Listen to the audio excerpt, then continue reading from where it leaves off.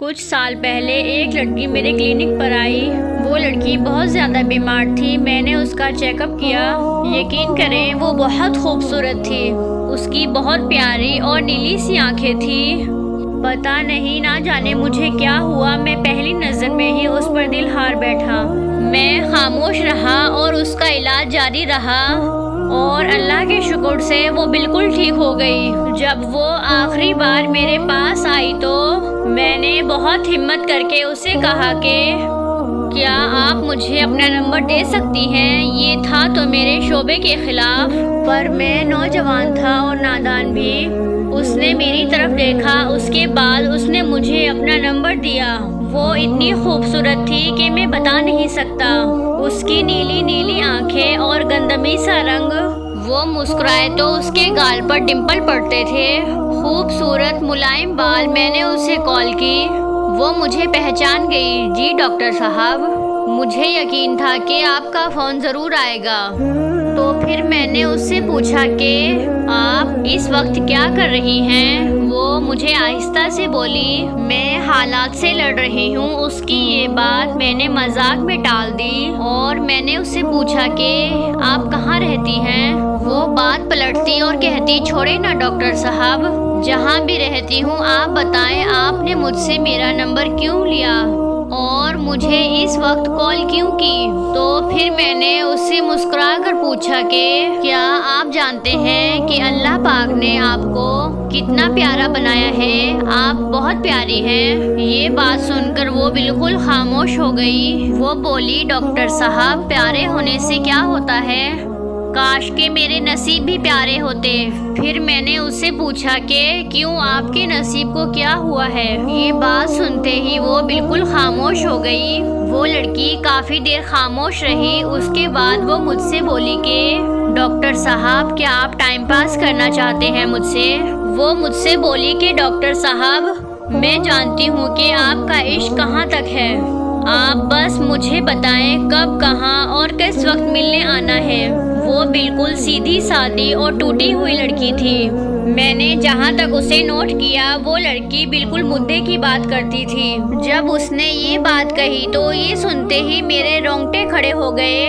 پھر میں نے اسے کہا کہ تمہیں یہ بات کرنے سے پہلے سوچنا چاہیے تھا کہ میں ایسا لڑکا نہیں ہوں۔ پھر میں نے آہستہ آہستہ سے بات بڑھائی اور اس بات کو ٹال دیا۔ میں نے اس سے پوچھا کہ تمہاری فیملی میں کون کون ہے؟ وہ بولی کہ بس 2 چھوٹی بہن اور میری امی ہے۔ پھر میں نے اس سے پوچھا کہ گھر کا خرچہ کیسے چلتا ہے؟ اتنے میں اذان ہوئی اور اس کے نماز کا وقت ہو گیا۔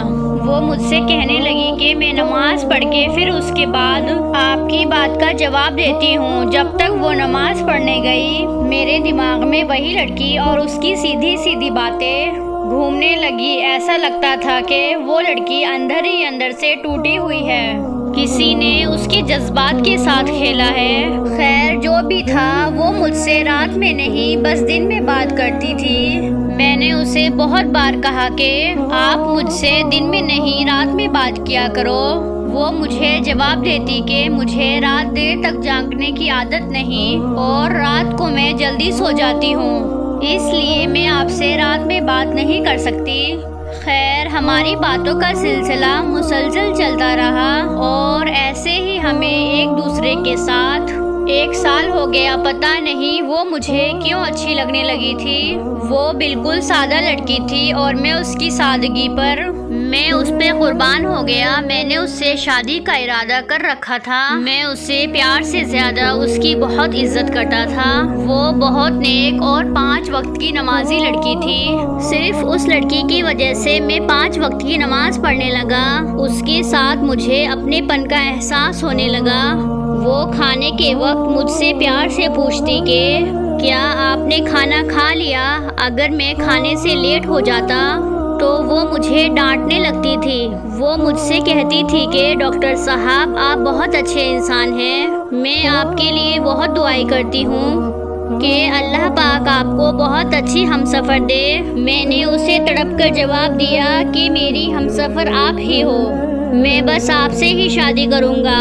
اس بات پر وہ بہت زور زور سے ہنسنے لگی اور بولی، ڈاکٹر صاحب میں آپ کے قابل نہیں ہوں۔ وہ ہمیشہ میری بات ادھوری چھوڑ کر جاتی تھی اور میں اسے جتنا بھی ڈانٹتا ہوں وہ میری بات کا ذرا بھی غصہ نہیں کرتی۔ میری ڈانٹ، میرا غصہ، میرا لہجہ سب کچھ برداشت کر لیتی ہے۔ ایک دفعہ میں نے اسے کہا کہ میں تم پر اتنا غصہ کرتا ہوں، کیا آپ کو برا نہیں لگتا؟ وہ بولی، ڈاکٹر صاحب میں آپ کے غصے پر قربان جاؤں، میں تو آپ کے قدموں سے لپٹ جاؤں۔ میں بس اس کی اس محبت پر مر مٹ جاتا تھا۔ گھر میں شادی کی بات ہونے لگی تو میں نے اپنے امی ابو کو بتا دیا کہ مجھے ایک لڑکی پسند ہے، مجھے وہ بہت پسند ہے، میں اس سے بے انتہا محبت کرتا ہوں۔ میرے ابو فوراً مان گئے اور کہنے لگے، بیٹا کہ زندگی تم نے گزارنی ہے، جیسے تمہاری مرضی، ہم تو تمہاری خوشی میں ہی خوش ہیں۔ میں نے اپنے گھر پر اس کی تصویر دکھائی تو سب کو بہت پسند آئی، گھر میں سب بہت خوش تھے۔ میرے گھر والے بولے کہ ہم جلدی سے رشتہ لے کر جائیں گے۔ میں نے اسے کال کی اور کہا کہ تم مجھے اپنے گھر کا ایڈریس دو، میرے گھر والے تمہارا رشتہ لینے کے لیے آئیں گے۔ یہ بات سنتے ہی اس نے فوراً کال بند کر دیا۔ میں بار بار اسے کال کرتا رہا اور اس کا نمبر مسلسل بند جا رہا تھا۔ 5 دن گزر گئے، اس نے اپنا نمبر آن نہیں کیا۔ میں بہت پریشان تھا، میرے پاس تو اس کے گھر کا ایڈریس بھی نہیں تھا۔ پھر ایک دن میرے دوست کی شادی تھی، میرا جانے کو ذرا بھی دل نہیں تھا، پر میرے دوست کے ضد کرنے پر مجھے جانا پڑا۔ میں وہاں گیا، میرا دوست کہنے لگا، آج بہت بڑی ناچنے والی بلوائی ہے، کیا ڈانس کرتی ہے، کیا ناچتی ہے یار، کیا پیس ہے۔ میں تو بس اس کی یاد میں تھا کہ اچانک وہ مجھے چھوڑ کر کیوں چلی گئی۔ اس کی یاد میں اپنے دوستوں کے ساتھ بیٹھا ہوا تھا۔ فنکشن شروع ہوا، سب سیٹیاں بجانے لگے، بہت شور تھا۔ ایک میوزک شروع ہوا، کچھ لڑکیاں ناچتے ہوئے اسٹیج پر آئیں، پھر مجھ پر قیامت گر گئی۔ جو میری نظروں نے دیکھا میں تڑپ سا گیا۔ میری نظروں کے سامنے وہی تھی، وہ ناچ رہی تھی، وہ تھی ناچنے والی۔ جب اس کی نظر مجھ پر پڑی تو اس کے قدم ایک دم سے رک گئے۔ میں نے اس کی طرف دیکھا، میرا جسم ایک دم سے کانپنے لگ گیا۔ میں ہار گیا تھا اس دن، میں اندر ہی اندر رونے لگا۔ اس کی وجہ سے میں نے نمازیں شروع کی اور وہ ناچنے والی ہے، وہ اسٹیج سے اتری اور میرے پاس آئی۔ وہ مجھ سے کچھ کہنے لگی تھی، میں نے سناٹے دار تھپڑ مارا، اس کی نظریں جھک گئی اور وہ رونے لگی۔ سب لوگ ہمیں حیرانی سے دیکھ رہے تھے۔ وہ میری باہوں میں سر رکھ کر رونے لگی اور میں اسے دھکا دے کر وہاں سے نکل آیا۔ میں گھر گیا، بہت پریشان تھا، مجھے بہت نفرت ہو گئی تھی اس سے۔ ساری رات روتے ہوئے اور تڑپتے ہوئے اسے سوچتے ہوئے گزر گئی۔ میں 2 دن کلینک پر نہیں گیا۔ جب تیسرے دن ہاسپٹل ڈیوٹی پر گیا تو وہاں ایک لڑکی میرے پاس آئی اور مجھ سے بولی کہ ڈاکٹر صاحب میں نے آپ سے ایک بات کرنی ہے۔ اس نے اس لڑکی کا نام لیتے ہوئے ابھی بات شروع ہی کی تھی۔ میں زور زور سے چلانے لگا، میرے سامنے نام مت لو اس کا، اور نہ ہی مجھے اس کے بارے میں کوئی بات کرنی ہے۔ وہ بولی، ڈاکٹر صاحب بس ایک دفعہ میری بات سن لیں، وہ بیچاری حالات سے ہاری ہوئی ہے، وہ کوئی گندی لڑکی نہیں ہے لیکن بہت مجبور ہے، آپ بس ایک دفعہ اس کے گھر آ کر دیکھ لیں، پھر آپ کو سب کچھ سمجھ میں آ جائے گا۔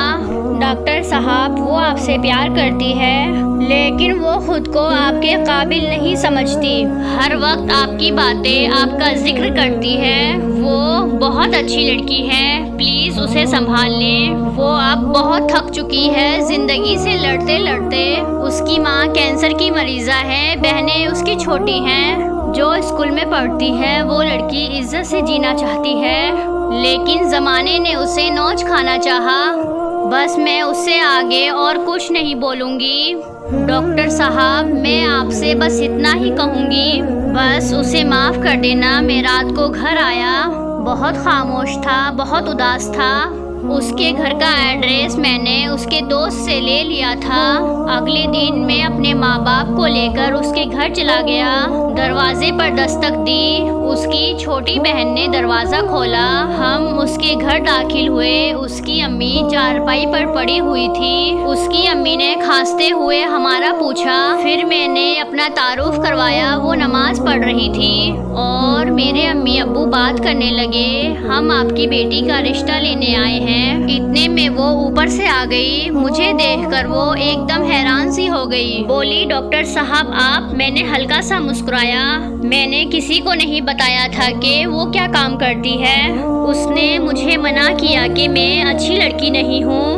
میں مسکرا کر بولا، جس کی وجہ سے میں 5 وقت کا نمازی بن گیا ہوں، وہ بھلا کیسے اچھی لڑکی نہیں ہو سکتی؟ میری جان، آپ رزق کی خاطر ناچنے لگی۔ اب میں ہوں نا، آپ سب بھول جاؤ۔ اب سے آپ میری عزت ہو۔ اور وہ پھوٹ پھوٹ کر رونے لگی۔ سب بہت خاموش تھے۔ ہمارا نکاح ہو گیا، ہم نے شادی کر لی۔ یہ سب تھا تو ناممکن۔ ہمیشہ ایک سچا انسان ایک عورت کی عزت کا محافظ بنتا ہے۔ شاید میں نے بھی وہی کیا۔ میں نے کبھی بھی کسی کو نہیں بتایا کہ میری بیوی ناچنے والی تھی۔ اس کے حالات نے اسے ناچنے والی بنایا تھا۔ میں کیوں اس کے دامن پر کچرا اچھالوں؟ وہ میرے سینے سے لگ کر رونے لگ گئی اور مجھے کہنے لگی کہ آپ جیسے فرشتے بھی ہوتے ہیں۔ میں نے اس کے ماتھے پر بوسہ کیا۔ مرد وہ نہیں جو کسی با پردہ با حیا شہزادی کو ناچنے والی بنا ڈالے، بلکہ ایک سچا مرد وہ ہے جو کسی ناچنے والی کو بھی با پردہ با حیا بنا ڈالے۔